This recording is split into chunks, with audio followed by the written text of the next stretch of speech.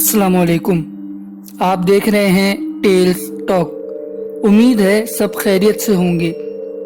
दोस्तों, कहा जाता है कि वीराने में की मखलूकात का बसेरा ज़्यादा होता है। जहां इंसानों की मौजूदगी कम हो या काफ़ी सालों से बंद घर में भी इन मखलूकात का बसेरा बहुत हो जाता है, जहां इनको डिस्टर्ब करने वाला कोई ना हो। ऐसा एक वाक़या जो 2009 जुलाई में हुआ। कराची के एरिया जौहर में ये वाक़या हमारे दोस्त के वालिद ने बताया, जो उनके दोस्त के साथ हुआ। उनकी फैमिली में बस हस्बैंड वाइफ थे, उनकी औलाद नहीं थी। वो एक घर में शिफ्ट हुए जो रेंट पे लिया गया था। घर काफ़ी सालों से बंद था। मुनासिब पैसों में मिल गया। हस्बैंड पूरा दिन काम पे होते, वाइफ घर को संभालती। शिफ्टिंग के कुछ दिन बाद ही घर में बेसुकूनी सी होने लगी। उनकी वाइफ बताती हैं कि जब मैं घर में अकेली होती तो ऐसा फील होता जैसे मेरे अलावा भी कोई मौजूद है। मैं किचन में काम कर रही होती तो रूम से आवाज़ें आती सामान के इधर उधर करने की। मैं रूम में जाती तो किचन से आवाज़ें आती। शुरू में तो मुझे ऐसा लगा नया घर है, मेरा वहम होगा, और काम के दौरान ऐसा लगता जैसे कोई तेजी से एक जगह से दूसरी जगह गया हो। गौर करने पे कोई नहीं वहां पर होता था। एक रात वो और उनके हस्बैंड सो रहे थे। रात के 1 बजे किचन में बर्तन की आवाज़ आने लगी। मैंने हस्बैंड की तरफ देखा, वो सो रहे थे। मैं रूम से बाहर आई। दोस्तों, ये कहानी वो सुना रही हैं। वो बताती हैं कि किसी की मौजूदगी फील हुई पर कोई नज़र नहीं आ रहा था। किचन की लाइट जलाई तो प्लेट्स के स्टैंड से प्लेट्स बाहर रखी हुई थी। मुझे लगा मैं रखना भूल गई। मैं रख के वापस रूम में आकर लेट गई। कुछ देर बाद फिर से मुझे आवाज़ें आई। मैंने जाके देखा, फिर प्लेट्स बाहर हैं। उस टाइम मुझे इतना खौफ आया कि अभी तो मैंने ये सारी प्लेट्स रखी थी। मैंने फिर प्लेट्स वापस रखी और जैसे ही मैं पलटी तो क्या देखती हूँ कि एक भयानक औरत काफ़ी लंबी, मैं वहीं जम गई जैसे उसने मुझे जकड़ लिया हो। वो बस घूरती रही। मैंने दिल में आयतल कुर्सी पढ़ी। कुछ सेकंड में वो गायब हो गई। मैं वहां से रूम में आई, भागकर हस्बैंड को उठाया। उन्होंने यकीन नहीं किया। बाहर आकर देखा तो कोई नहीं था। मेरी हिम्मत नहीं हो रही थी रूम से बाहर जाऊं। रात भर मुझे नींद नहीं आई। गर्मी के दिन थे, रूम का डोर ओपन रहता था, पर उस रात मैंने बंद करवा दिया। मेरी हिम्मत नहीं हो रही थी बाहर देखूं। मुझे बहुत डर लग रहा था, तो मैंने अपनी बहन को रुकने को बोला। तो मेरी बहन रुकने आ गई। वो दिन भर मेरे साथ रहती।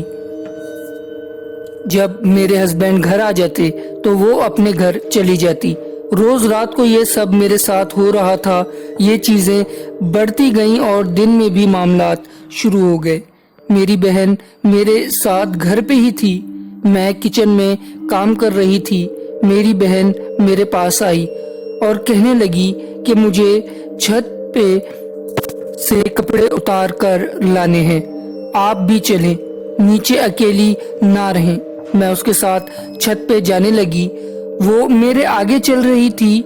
जैसे हम सीढ़ियों के बीच में पहुंचे, मेरी बहन ने मुझे पलट के जोर से धक्का दिया। मैं सीढ़ियों से नीचे गिरी। मेरी बहन मुझे देख के जोर जोर से हंस रही थी। मेरी चीख की आवाज से मेरी बहन रूम से निकल के आई। मैं डर गई कि मेरी बहन तो रूम से आ रही है।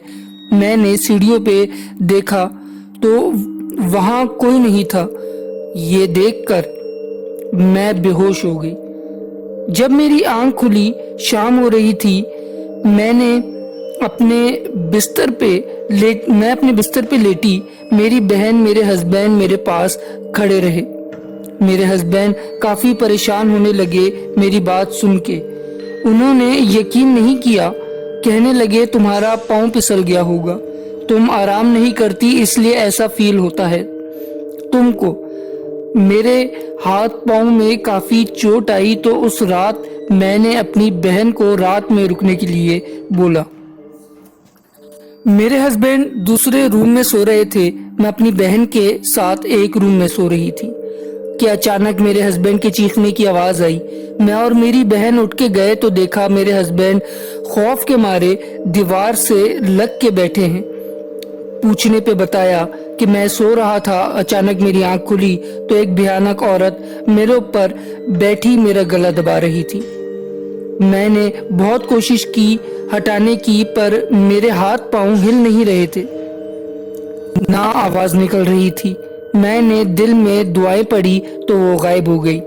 تو میں چلایا۔ ہم نے گھر چینج کرنے کا سوچ لیا تھا، ایک گھر میں بھی گئے تھے، پر 2 دن بعد خالی ہو رہا تھا وہ۔ 2 دن ہم نے جو منظر دیکھا وہ ہوش اڑا دینے والے تھے۔ میری بہن اور میں سو رہے تھے، میرے ہسبینڈ بھی اسی روم میں زمین پہ سو رہے تھے۔ رات 3 بجے کے وقت تھا کہ میری بہن کو کسی نے بال پکڑ کے بستر سے نیچے گرا دیا، جس کی وجہ سے اس کے فیس پہ کافی چوٹ آئی۔ ہم اس کو اٹھا ہی رہے تھے کہ کچن میں چیزیں ٹوٹنے کی آوازیں آنے لگی۔ اتنا خوف ہو گیا تھا کہ صبح میں میری بہن نے بولا کہ میں یہاں نہیں رک سکتی، وہ اپنے گھر چلی گئی۔ ایک دن باقی تھا، میں میرے ہسبینڈ دن کے ٹائم کھانا کھا کے فری ہوئے تو وہ جو عورت تھی وہ ہمارے روم سے نکلی اور دوسرے روم میں چلی گئی۔ اس نے اپنی موجودگی اتنی نارمل کر دی تھی کہ ہر تھوڑی دیر میں نظر آتی اور سامان پھینک دیتی تھی۔ ہم دن میں پھر اپنی بہن کے گھر چلے گئے۔ وہاں رہنا خود کو کسی بڑے نقصان میں ڈالنے سے کم نہ تھا۔ پھر شفٹنگ کے ٹائم کچھ لوڈرز کے ساتھ آئے تو سامان شفٹ کیا۔ دوستو یہ تھی آج کی کہانی۔ اگر آپ کو ویڈیو پسند آئی ہے تو چینل کو سبسکرائب کریں، ویڈیو کو لائک کریں۔ ڈسکرپشن میں ہمارے واٹس ایپ چینل کا لنک ہے اور انسٹاگرام کا لنک ہے، آپ اس پہ کلک کر کے ہمیں وہاں بھی جوائن کر سکتے ہیں، اور ویڈیو کو دوستوں کے ساتھ شیئر کرنا نہ بھولیں۔